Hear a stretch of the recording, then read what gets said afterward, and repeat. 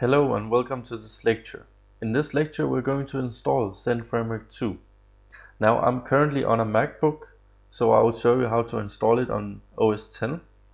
But the approach is very similar on Windows or Linux or whichever platform you're on. So you shouldn't have big problems adapting this approach to your particular needs. So the first thing we'll do is we'll make a slight change to our host file, which can be found at /etc/hosts. What we'll do is we'll add a domain name and we'll point it to our local machine here, such that when we request, in this case zf2.com, the request will actually be mapped to our own computer and not go on the internet on the actual zf2.com. I'm making this edit with the VI editor, but you can use any text editor that you would like. So please don't be intimidated by this if you're not familiar with this. Next, we have to set up a virtual host. So I'll go in the Finder and I'll go in the conf directory. I'm using MAMP for easy setup. If you're using your own installation, it's absolutely no problem. You should be fine with configuring it the same way as I am now. So we'll go in the Apache folder, and actually we have to make a slight change to this httpd.conf file. We have to find this section, and by default this line is commented out, so it was actually looking like this before. So what you have to do is remove the comment such that this line is included. This will basically just include an additional configuration file for our virtual hosts. So make sure that it's not commented out and save this file. Once this is done, we can go back, and if we go in the extra directory, we find a file named httpd-vhosts.conf. And this is where our virtual hosts are available. I'm gonna just comment in the virtual hosts that we need, and I'll just talk briefly about it. So here I add a default virtual host, which is basically just pointing to the main folder of our web applications. And I make this accessible by localhost. Then I add a virtual host here that's specific to this Zend Framework 2 course, and I set the server name to zf2.com so that it matches the name that we defined in our hosts file. And here I set the document root to wherever I would like to place this course. And it's important that we add the /public suffix to this path, because actually we want requests to invoke a script called index.php within this public directory. And the same is defined here in the directory tag. And we say that we want the index.php to be invoked as the index file. And the rest of this is not super important to understand. It's basically just setting some permissions and allowing URLs to be rewritten so we can get pretty URLs in our application. So save this, and if you have any web server running, make sure that you restart it. So let's go back to the terminal. Let's navigate to the folder where we want our product to reside. So in my case, it's in my home folder /Dropbox/dev, and I made a directory called zf2 course. Let's see, and this is currently empty. Now let's make our public directory that we referred to within our virtual host configuration. So request will point to a file named index.php within this public directory. So let's just create one for testing to see if our setup works. So we'll just echo hello world here, and we'll save this file. So let's go into our browser and check if this setup is working as it should be. So let's go to zf2.com, and as you can see, hello world is printed. So this just verified that our setup worked. So now I'll just clean up our test files and I'll remove the public folder. Be aware that using this command is very risky, so only do this if you really know what you're doing. Otherwise, you can delete these directories in your Finder. So now I'm going to show you something called Zend Skeleton application. And this is basically just, as the name implies, a skeleton application, which does a lot of setup and configuration for us, so we don't have to deal with many things. If you scroll down, you will find the installation instructions here, how to install it. So actually we're just going to follow this advice.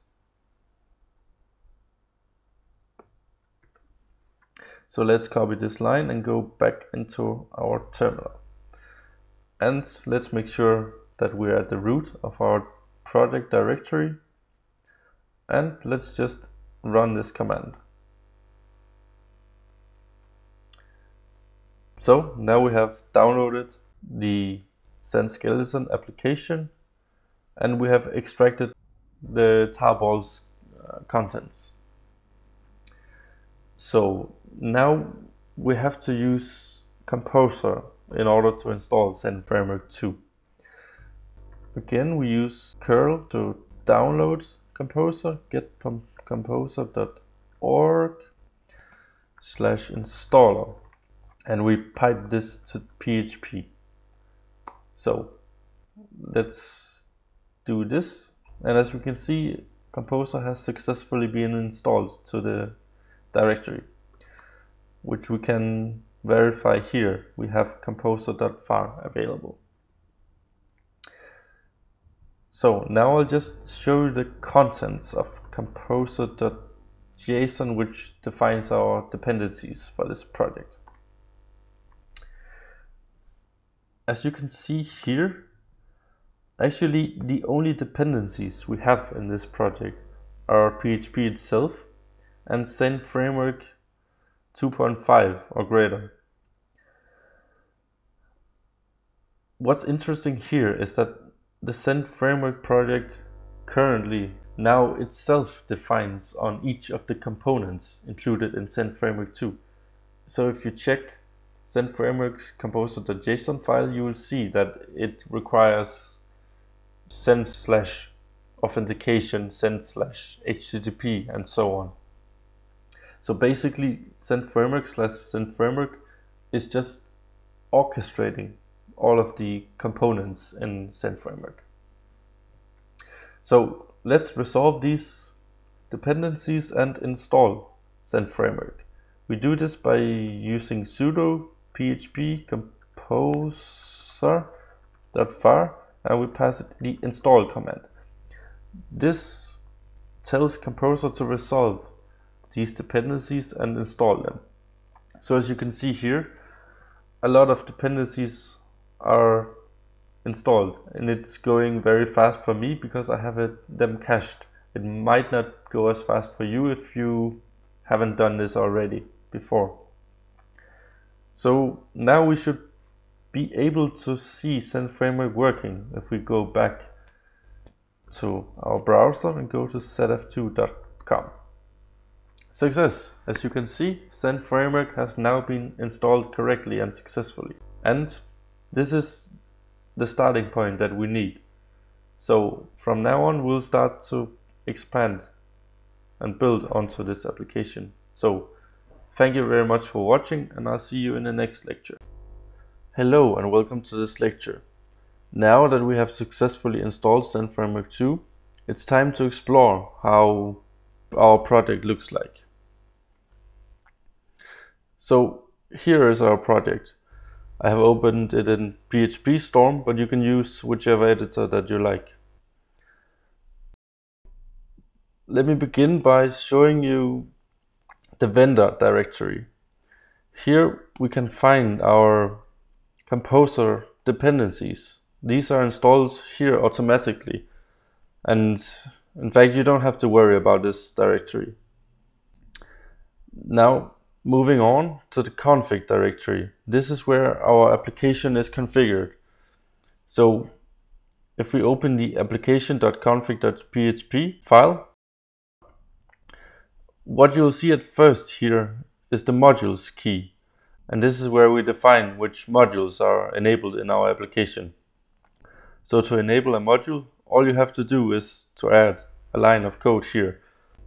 And the rest is done automatically by Zend Framework, enabling and configuring the module, as long as you provide it with the appropriate configuration. I'm not going to discuss all of the things in this configuration file, because for now you don't need to change any of this, and it's almost unlikely that you will ever need to change this. Moving on, you can see that we have an autoload directory within the config directory. If we first take a look at the global.php configuration file, you'll see that it's empty.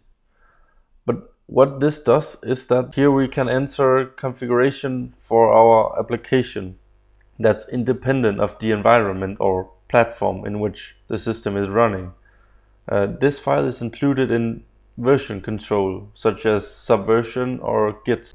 And that means that you should not add sensitive information to this file. For example, database credentials. Then we have the local.php.dist file. This file is not added to version control. So this is where you'll add sensitive information. This could be your database credentials, or it could be any encryption tokens or whatever. And this file is intended for environment specific information. So just know that this file is not included in your version control. And actually you can see here, if we go in the .gitignore file, you'll see that it has been excluded. To enable this configuration, you just remove the .dist extension, and then it will be included in your configuration automatically. Moving on, we have a data folder. And actually, you don't have to worry about this either for now. This is just where application data is going. And for example, this can be used for cache data. But this is something we don't need to worry about for the moment. Next, I'll show you the public directory. As its name implies, this is where our public files go, such as CSS files, style sheets, fonts, images, and JavaScript files. So anything you put in here by default is open to the world. So don't put sensitive information here that not everyone is supposed to be able to access. And here we have the index.php file, and this is the file that our virtual host is pointing to. This is the main entry point for every request in your Zend Framework application. Basically what it does is that it sets up autoloading and enables the composer autoloading of your dependencies, and it initializes the application, as you can see here. The chances that you'll ever have to change or modify this file are pretty slim, so I'm not going to explain all of this in details. Next, let's get to the core of our application, which is our module directory. And this is where all of the modules in your application will reside. For now, we only have one module called application. If we expand this directory, you'll see here, first of all, the module.php file that I've been talking about in the previous lectures. If we open this, you might also recognize the getConfig and getAutoloaderConfig method. The onBootstrap method, you don't have to worry too much about this for now. if we look at the get autoloader config, hopefully you'll recognize what I have showed you previously in the presentation.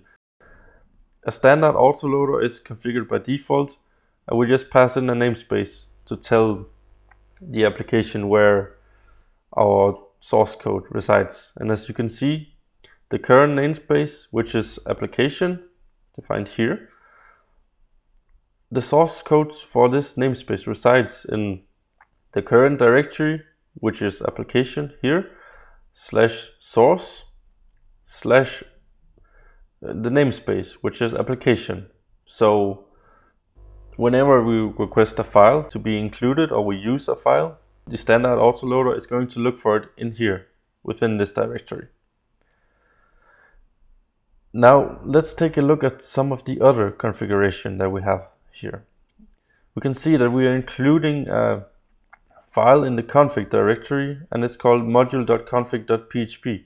And this is by convention. It's not strictly necessary, but this is a good practice to do like this and not to perform all of the setup within this class.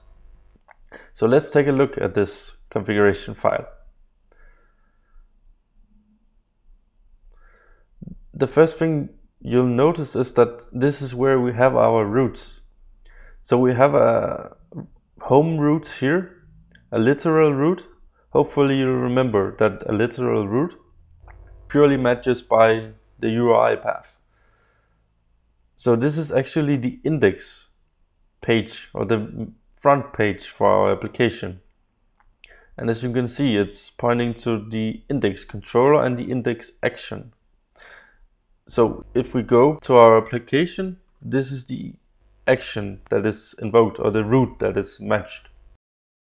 But we also have another root here called application.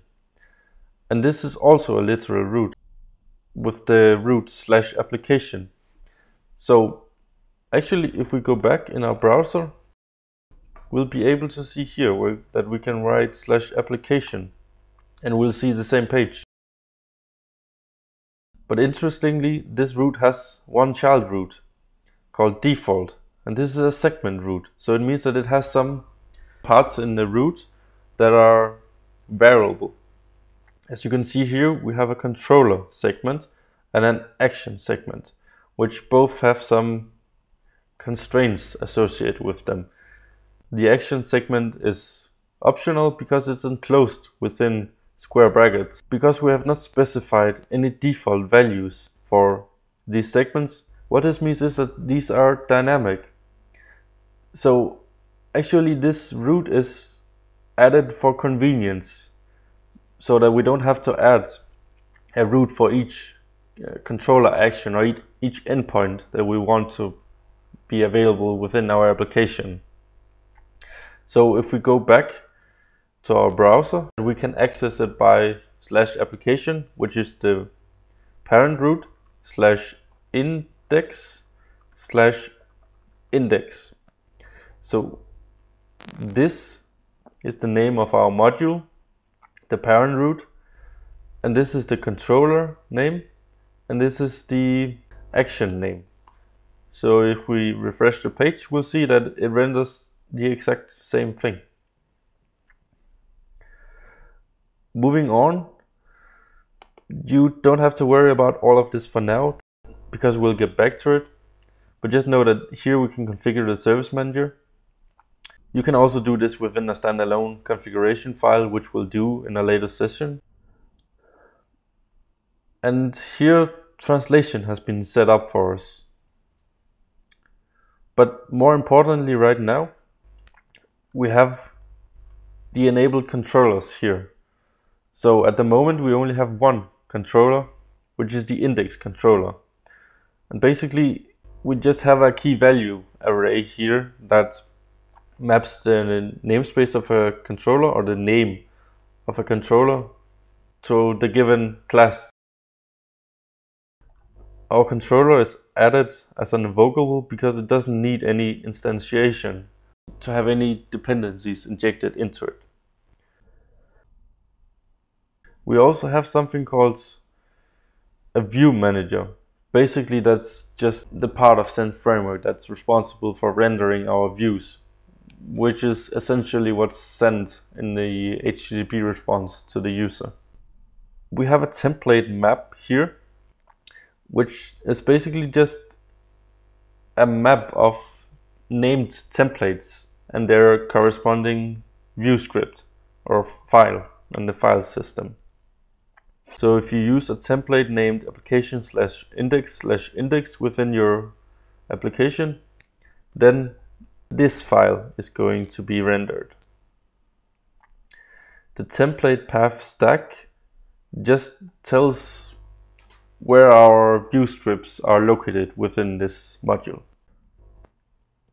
The console key is just used for routes that are specific to the console, which means that if your application is invoked from a terminal or console command prompt, for instance, then these routes will match in that context. So next, let's take a look at our controller within the controller directory. As you can see here, we only have one controller action here, which is the index action. And all it does is that it returns a new view model. So this looks super simple, and you might wonder how it works. How it works is that there is a convention or standard on where to find specific view scripts that is used by default. So actually you only have to tell Zend Framework where your view script resides on the disk if you're not following this convention. But I'll talk more about that in just a moment. So here we can return a new view model instance, or actually we can return an array as well, and we can pass in some parameters, which is the data that we would like to pass to our view script. So we could do like this, for instance. But let's go back to the view model, and actually we can pass in some variables here, which can be an array like before, like so. But this is not required. This is only if we want some data to be accessible within our view script. So let's take a look at our view scripts for this application. First, we have a layout directory, which is where we have the layouts for this application. And a layout is basically just providing the structure of our application in terms of HTML. And the contents of each view script is injected into this layout, so that the layout consists of the building blocks of the application, let's say. And here we make use of some view helpers that we talked about in the previous lecture.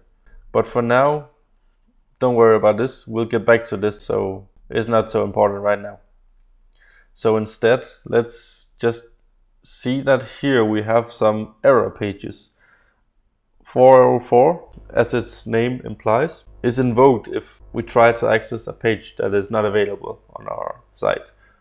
Or the index.php file is rendered if any error occurs in our application. And within the application directory, you'll see that we have a directory named index. And within that, we have an index.php file.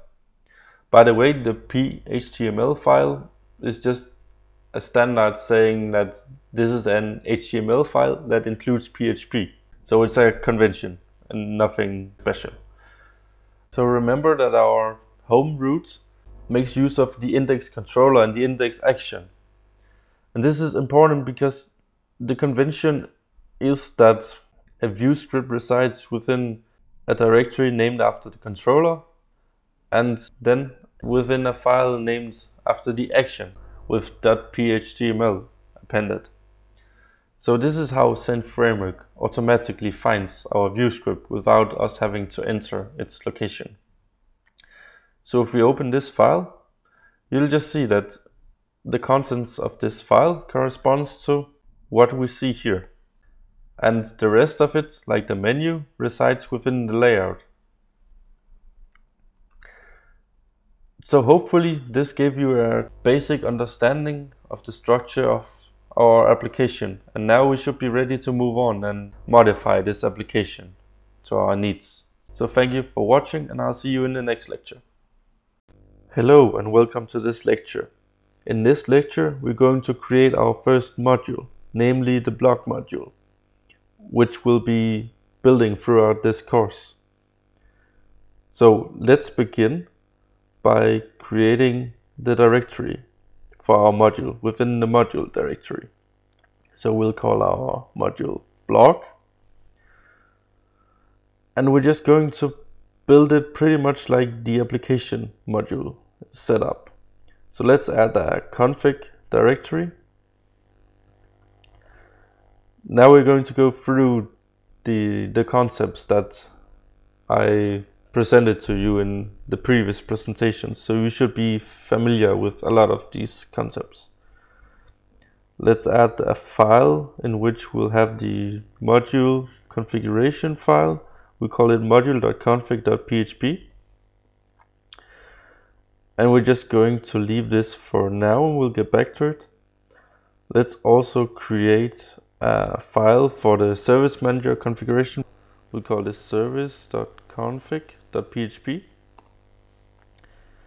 and here we're just going to define that this is part of our root namespace block, and we're just going to return an empty array for now.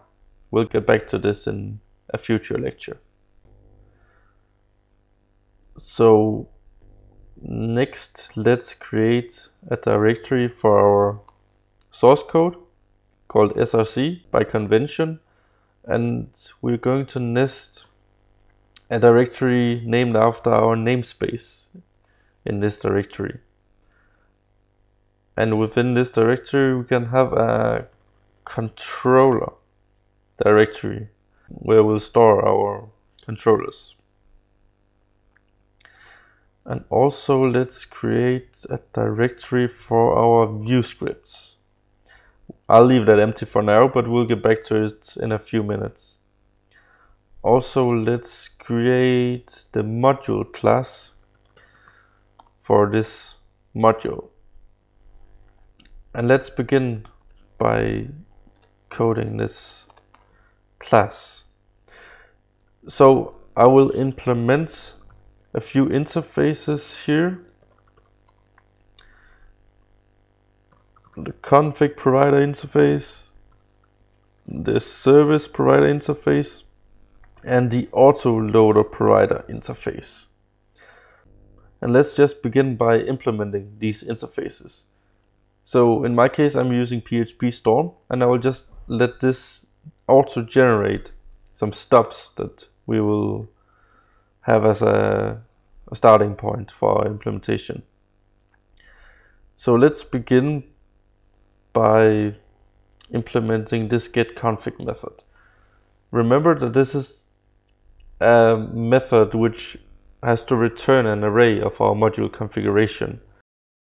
Note that our module configuration is within the config folder in a file named module.config.php, in which we return an array.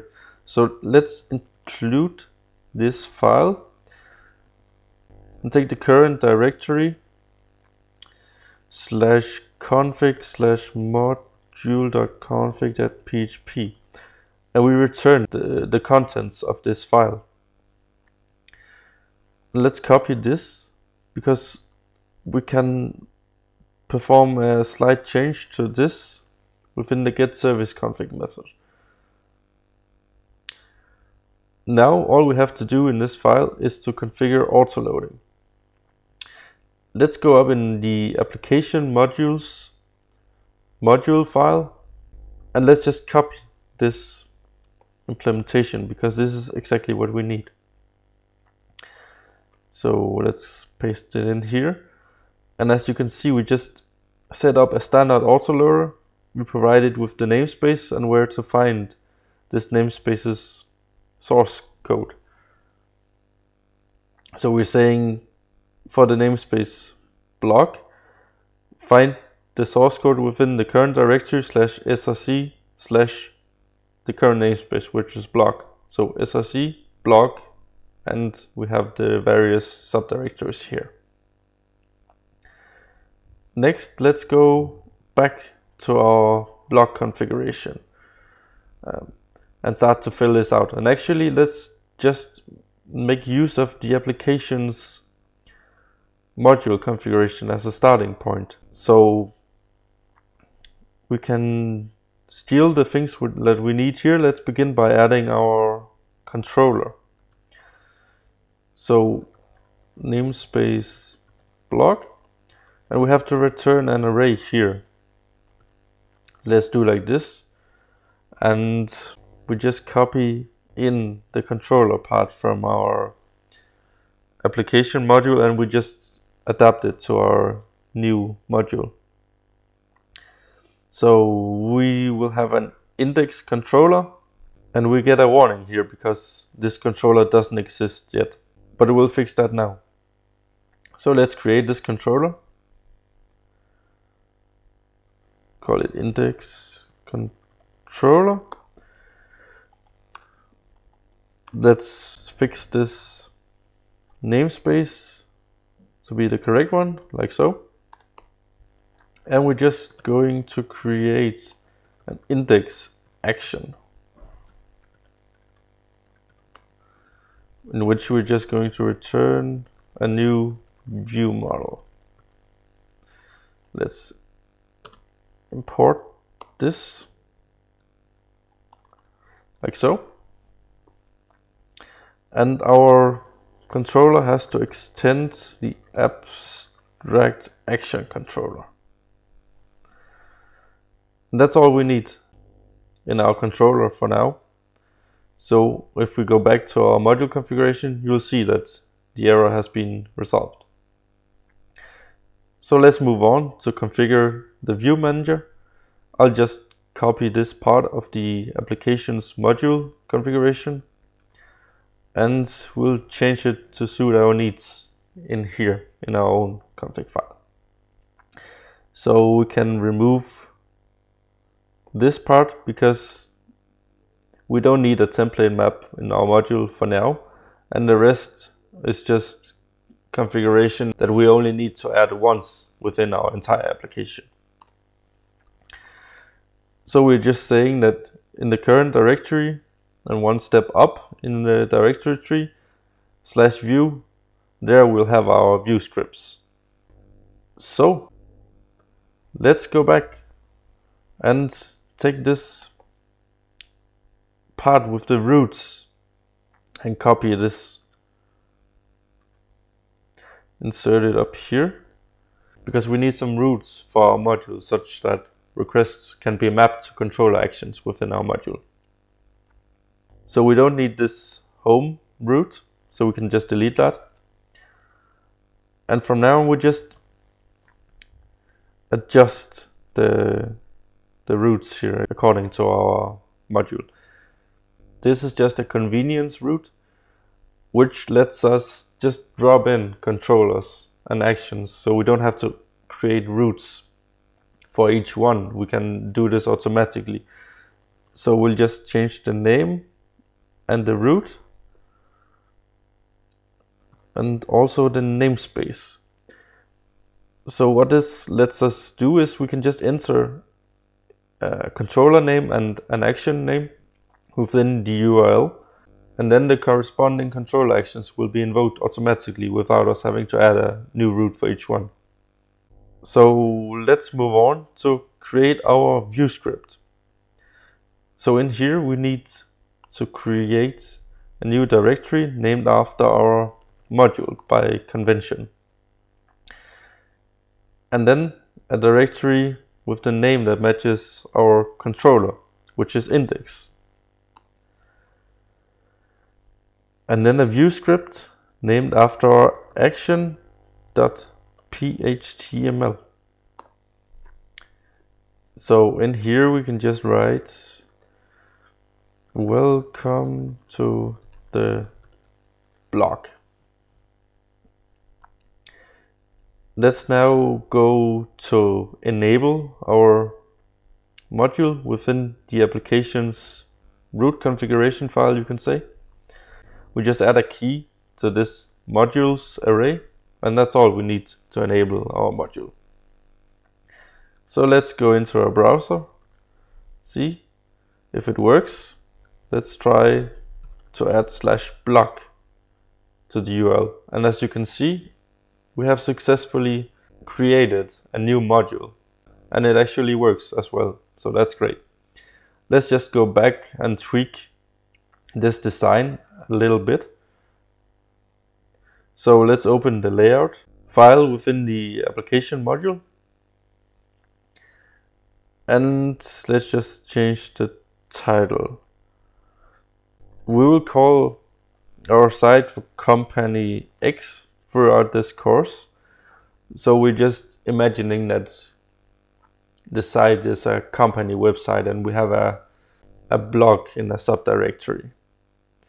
Let's add a blog link in the menu. We'll remove these active classes for now. So here we add a URL to our link, and we use the URL view helper, and we pass in the name of a root. So remember that we have a blog root here. So let's just enter blog here, and the view helper will automatically generate a URL to our root. And let's just give it the text blog. Next, let's remove this Zend Framework 2 logo and adjust the title. So here I'll just remove this logo, and I will just change the name of our site. Actually, I don't need to do this in PHP. Company X.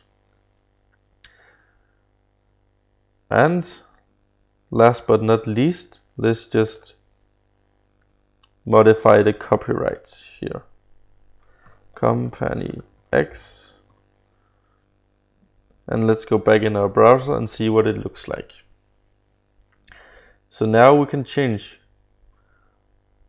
the page and navigate from the front page to the blog module. So this gives us an excellent starting point to creating our blog. So that's all for this lecture. Thank you for watching, and I'll see you in the next lecture. Hello and welcome to this lecture, where we'll add a form that we'll use to add new blog posts.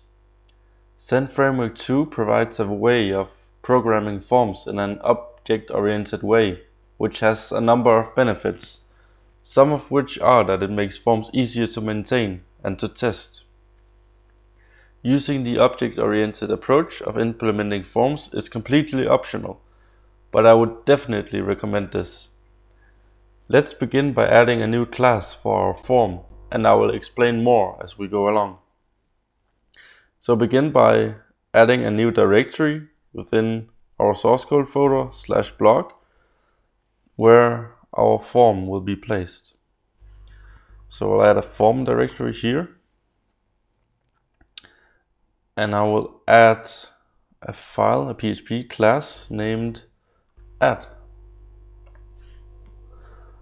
So this class will basically represent our form, which will be rendered into HTML in the end. To make a form, the first thing you have to do is to extend a base class, which is the send/form/form class here, like so.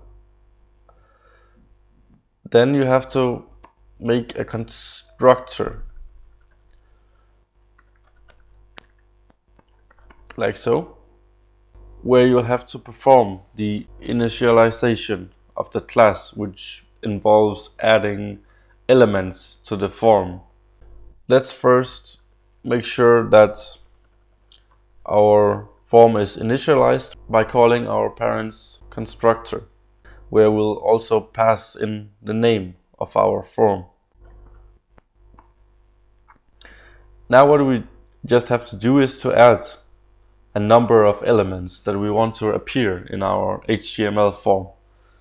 So we'll need an element for each field that we want to add to our form.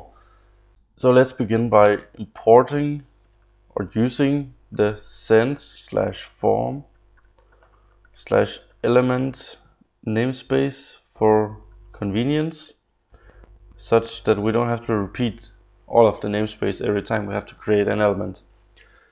So let's create a title element, new element /text. This will be a text field. And as you can see here, we have a number of element types that are available. And these match different HTML element types. So what we'll need here is the text type. And we'll pass in the name of our element, which will just be title. We'll also want to set a label for our element, which will be displayed next to the element in the HTML. So this is a descriptive text for our user. We'll just write title here. To style this form, to make sure that it looks better visually, we can add some classes to our form. We don't have to do this within the form class necessarily. One could argue that it's better to do within the PHTML file, but for our view helpers to add this styling automatically, we'll have to do it within this class. So it's up for you to decide if you want to go with this approach or not. So I'll just use a method here called setAttribute, and I'll pass in the name of the attribute, which will be class, because I want to add an HTML class to my title text field. And I'll use the class called form control, which is a part of Twitter Bootstrap, which the Zend skeleton application is built upon. So now we have initialized a title element, which is a text field. We've set the label to title, and we've added a form control class. So let's move on to creating a slug element, which will be the fragment of the URL that appears when you view this blog post. And this is something you see in WordPress, for example, or any news site, basically. And this is very useful for search engine optimization, but that's a completely different subject. So let's do like we did before. New element /text, and we'll just name this element slug. We'll set a label, also like before, and we'll give this element the same class, form control. Next, we need a content element, which will actually be a text area. I forgot the new word there. Because the content can be very long, including line breaks. So we'll name this element content. Again, we'll set a label, which will be content. And we'll also add the class attribute of form control to this element. Now we want our user to be able to choose a category for the blog post. So for this we need a select element, or a drop down you could say, which lets us select a given category. Let's say category equals new element /select with the name of category. We'll set the label to category. And again, we'll set the form control class. Now we need some options to be available for the category. One might want to load these from a database, but for now we'll just add these directly within the form class. So we have a method called setValueOptions, which takes an array where we can just pass in the options that we want to be available within the select element. We pass in key value pairs, where the key, in this case 1, is sent to the server upon form submission. And the first one we'll call PHP. The next one we can call Zend Framework. And let's add a third one and call it MySQL. And that's all we need to do for that element. We also need a submit button to submit the form. And we'll say submit equals element / submit. And we'll just name this submit. This element name won't be displayed anywhere. And we'll set the value, which will be presented to the user, to add post. And we'll set a class. And we'll use the Twitter Bootstrap, BTN, and BTN primary classes here. So now we have set up our various elements. Now we just need to add them to the form. So we do this by using a method called add, and this is a method that's available on the form class that we extend. So we have to do this for each of our elements. So we'll begin by adding the title. We'll add the slug, as well as the content, the category, and the submit button. So now we have set up our form. The next thing to do is to add our view script, which will be used for displaying the form. So let's add a file named add.phhtml. And we'll add a nice big headline here, add blog post. And now let's include some PHP code here. We'll add the form such that it's available to our view script later, and we'll add it with the variable name of form. And let's enable some IntelliSense here by using a var block declaration. We'll just say that this variable is of type Zend form / form. We could use the specific type of our add form, but in this case it's not necessary since we haven't added any additional methods to the class. So this is sufficient. What we have to do is we have to prepare our form before rendering all of the elements. And this just performs a bunch of internal logic within the Zend /form /form class, getting the object ready for being rendered. So now we have a view helper that helps us with rendering or outputting the beginning of the form. So the form tag, which has the action attributes and the method attributes. So we'll use it like so, and it has the open tag method here, and we'll pass in our form. So this will render something like this, something like that. And by default our methods will be post methods, but you can also override this if you wish. So now we have to display our elements, and I'll just include a little bit of HTML markup just to make it look pretty, or at least better than it would otherwise. So I'll nest each element within a container with the class form group, and here I'll be outputting each element.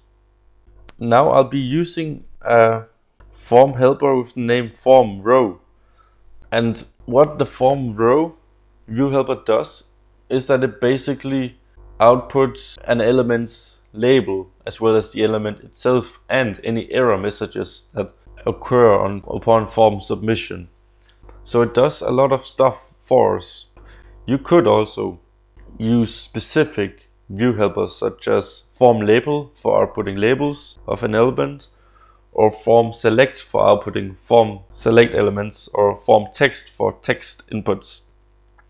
But the easiest way is to use the form row view helper. So let's just do this. And what we have to pass as a parameter here is our element. So we'll use a method called get on our form to get the element from the form. And we'll just pass in the name of the element here, which is title in this case. So now we'll see that the title element, as well as its label and any error messages, will be output automatically using only one line. So let's move on to the rest of our elements. I'll just be lazy here and copy paste and change the name of our element. So that was the slug. Now let's add the content and our category. And last not least, let's output our form submit button. And to do this, I'll use the form submit view helper. And I'll pass in the elements like with the other elements, like so. And to close the form, I will use a view helper or a method on the form view helper called close tag, similar to how I used the open tag method here.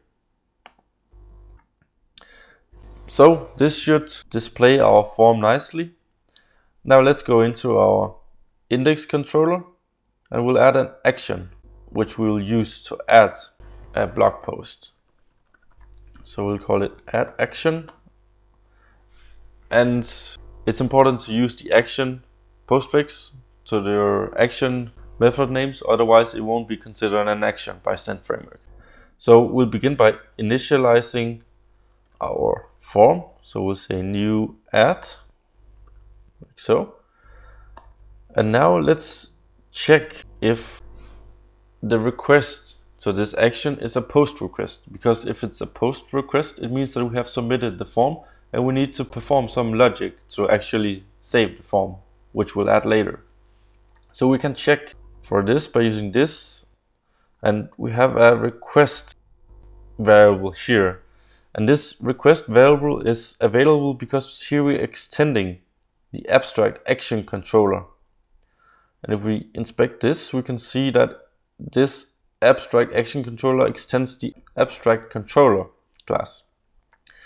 And this class has a request variable here. So that's why we can access the request like this. And this has a method called isPost, which returns a boolean if the request is a post request. So if the request is a post request, then what we'll want to do is to set the data that was submitted in the form to our form, such that it can be validated, which we'll get back to in the next lecture. So we'll pass in this request get post, which gives us an array of our post data that was submitted. And right now I'll just add a to-do save blog post, and we'll get back to this later. Now we have to return a new view model, and I'll pass in an array of variables that we want to send to our view script, and I'll be adding the form here. So this is why we can access the form as we do here. So let's navigate to the form that we just added within our blog module. So we'll use blog/index/add, which is the generic blog routes that we added for our module. So here we'll see the form that we've just created, and right now it doesn't do anything. We can submit it, but we won't see any difference. No validation is done, or we don't actually do anything with the data that we submit, but we'll get back to that in the following lectures. So For now, thank you for watching, and I'll see you in the next lecture. Hello and welcome to this lecture.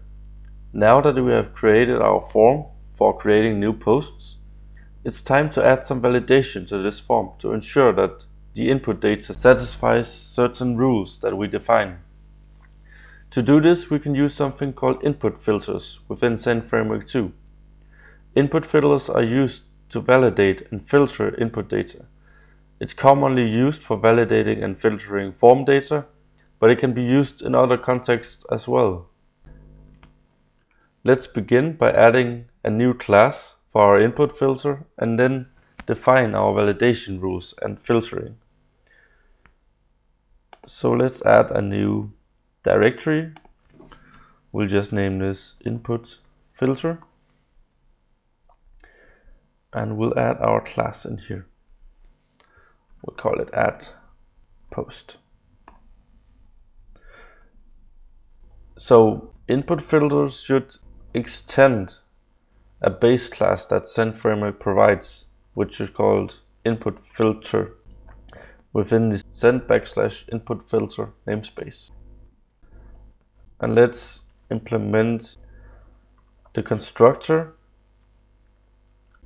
and we can perform the setup in here. So an input filter consists of one or more inputs, and an input is just a class that Zend Framework provides. So we instantiate one or more inputs, and each input defines a set of validation and or filtering rules. And these rules are applied to a given element within our form.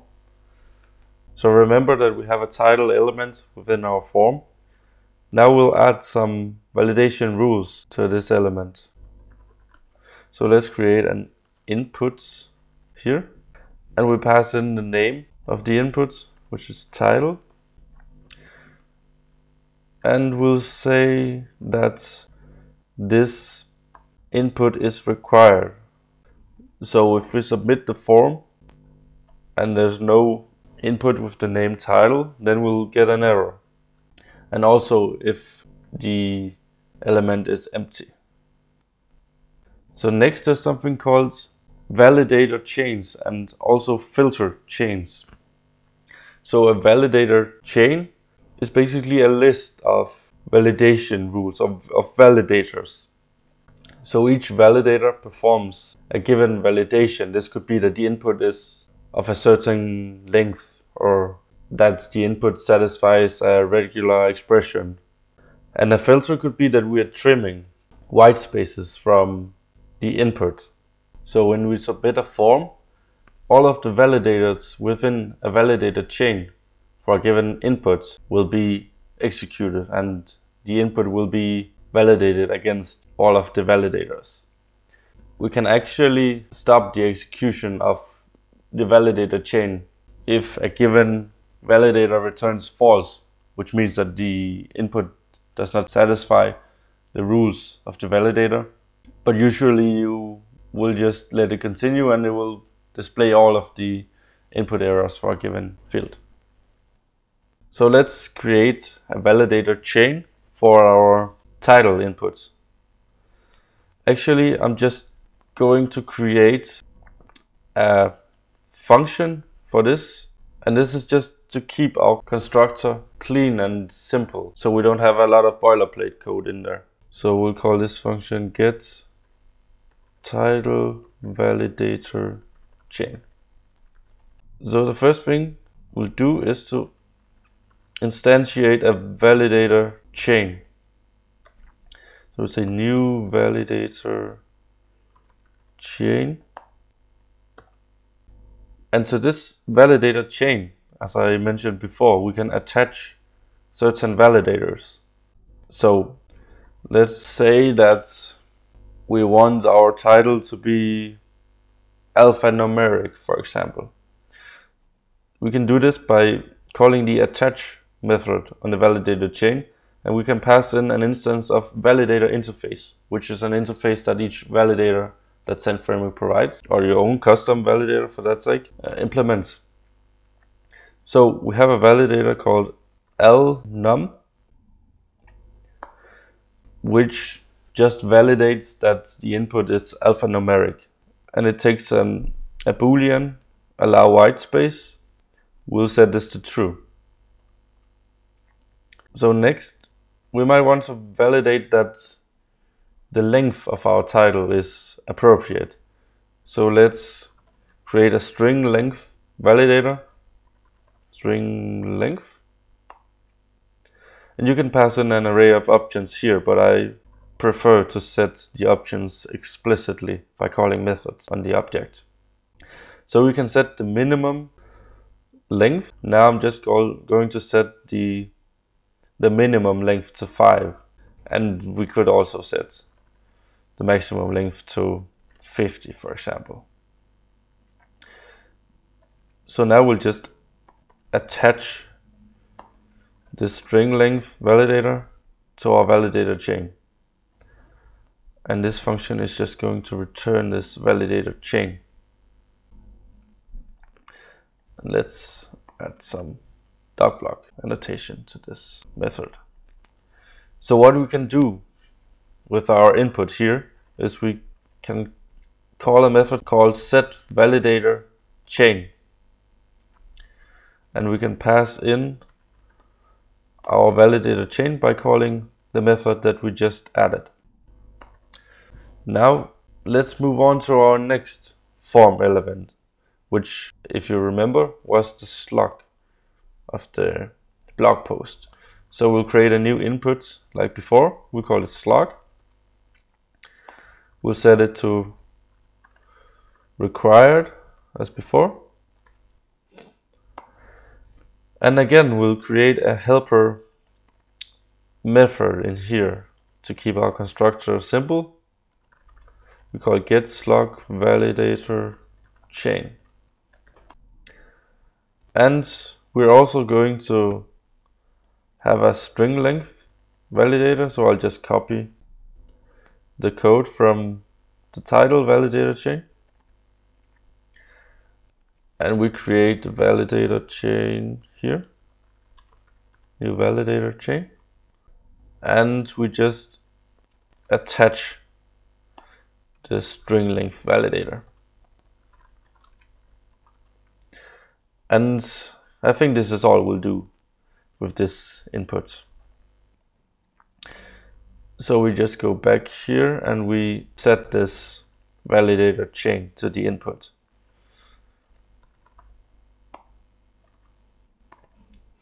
And next we have the content field within our form. So we'll create an input for this as well. We'll set it to required. And again, let's create a helper method here. Get content validator chain. We'll create the validator chain.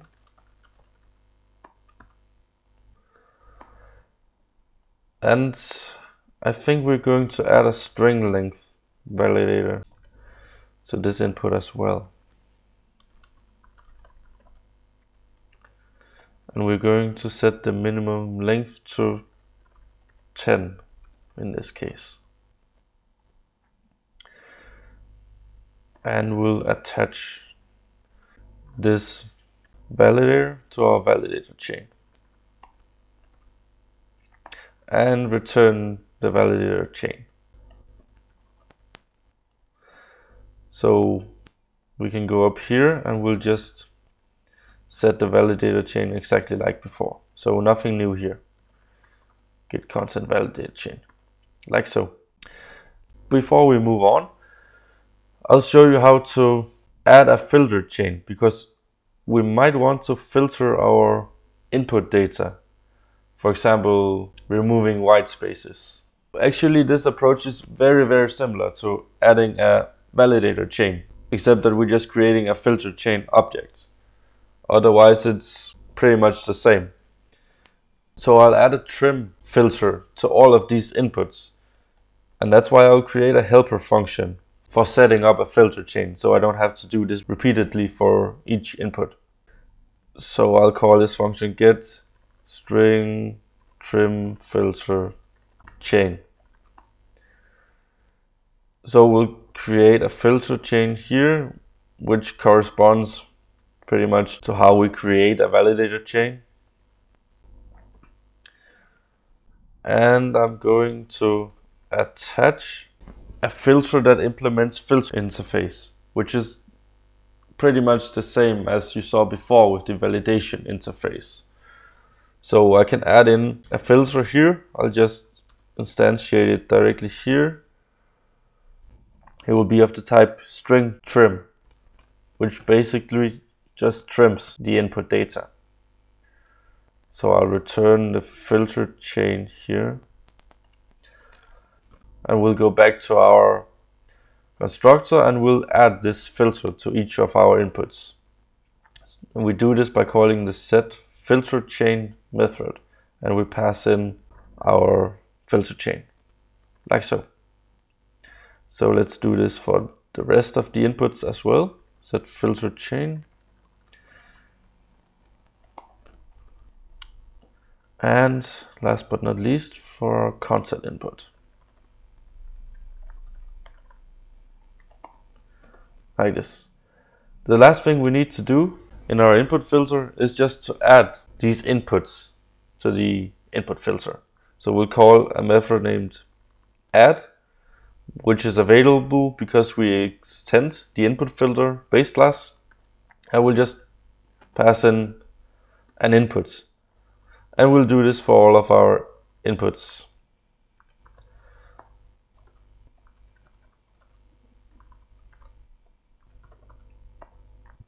Like so. And that's all we need to do with our input filter. So let's go back to our controller class. So now we have to make sure that our form is validated. When the form is submitted here, we can add an input filter to the form by calling the set input filter method. And we can pass in an instance of the input filter interface, which our input filter implements because it extends the input filter class. So let's instantiate our input filter here, the add post class. So now we have added our input filter to the form. Next, we need to add the data that was submitted with the form to the form class, because afterwards we're going to validate the form, and before doing this we need to ensure that the data is available for the form to validate against the validation rules that we just defined. So there's a method named setData on the form, and it takes an array of key value pairs where the key is the name of the HTML element and the value is the value of that element. So we have the request available in our controller, and on this request we can call getPost. And this getPost method is safe to call because we just checked here that the request is a post request.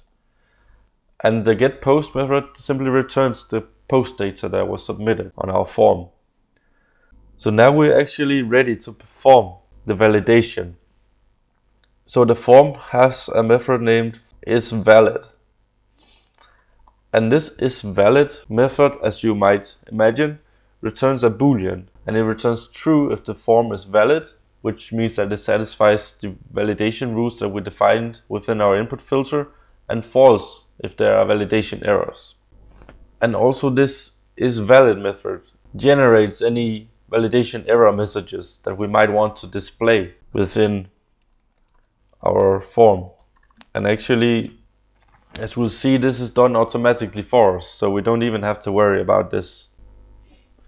So now let's just go back to our form and just try to submit it. As you can see here, now we have some validation, and we have error messages saying that the values are required and can't be empty. And this is because of the rules that we set here. We set each of the elements to required. So let's test one of these rules. We have the content input here, and it has to be with a length of minimum 10 characters. So let's check this. just writing hello, which is less than 10 characters. And we can see here that we get an error saying that the input must be more than 10 characters long. So our validation rules are indeed working. Interestingly enough, we don't need to validate this select element here, because by default, Zend Framework validates that the submitted value is in the haystack of the options that was added to the form. So if we try to submit the form with a different option than these, then we'll get an error. And this is handy because then we don't have to spend time on doing stuff like this. So now we have successfully added validation rules to our form. And that's all for this lecture. So again, thank you very much for watching, and I'll see you in the next lecture. Hello and welcome to this lecture. Now that we have added validation and filtering to our forms, let's see how we can access the validated and filtered data from our form. So let's access this data when the form is valid, and we can do this by calling a getData method on the form, which returns an array of data. And when we call this getData method, the form data has already been normalized and filtered, which means that it's been filtered according to our filter chains on our inputs. So in our case, it means that the input has been trimmed. But it might not be so convenient to work with arrays here, because to use this data, then we need to access the data like this based on the input names. And this leads to a lot of boilerplate codes, especially if we want to bind the form data to an object. So let's say we want to have a blog post object that we want to work with, such that we're working in an object-oriented manner. Then this will get pretty tedious. So what I will show you instead is how we can automatically bind the form data to an object that we can then do whatever we would like with.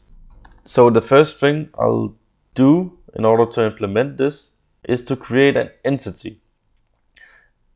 And the reason I'm using the entity terminology here instead of a model is because right now our blog post class will just be a data carrier, you could say, and it will not have any logic nested within it. So I'll call our class post, and this will just be a completely standard PHP class. And I'll add some variables here. We have the title, the slug, the contents, and we have our category. I'll just quickly document these fields for completeness. These will all be of the type string. I will also add getter and setter methods, and I will use PHP Storm to auto generate these, so I don't have to write all of these methods by hand. Alright, so for our object binding to work, actually we have to go back to our form and add a single line of code. We'll add a hydrator, and I'll explain this in just a moment. I'll call this setHydrator method, and I'll pass in a class methods hydrator. What I'm doing here is I'm adding a hydrator. A hydrator is essentially something that populates an object from a set of data. So a hydrator can be implemented in various ways.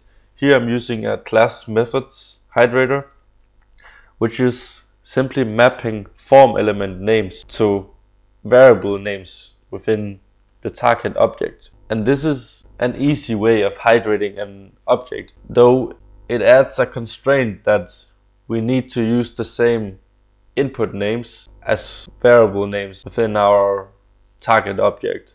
But as long as we do this, then this will work great. So let's go back to our controller. Now instead of doing this, let's go back up here and create an instance of our entity. So new post.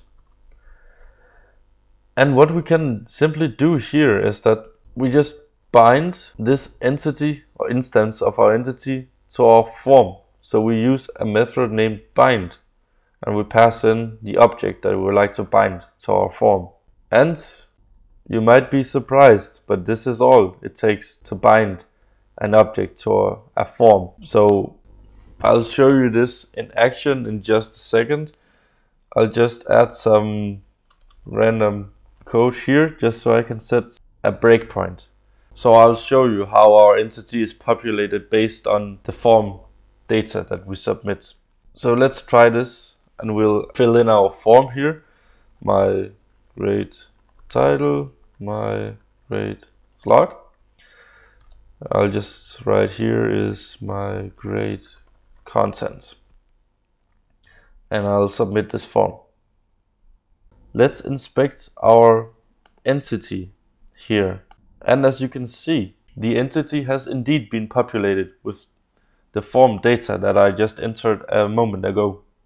So at this point in our code, we can just carry on and use our blog post object for whatever we would like. But this makes our code more clean and simpler and more object oriented. So binding objects is a great way to improve your code. So that's all for this lecture. Thank you very much for watching, and I'll see you in the next lecture.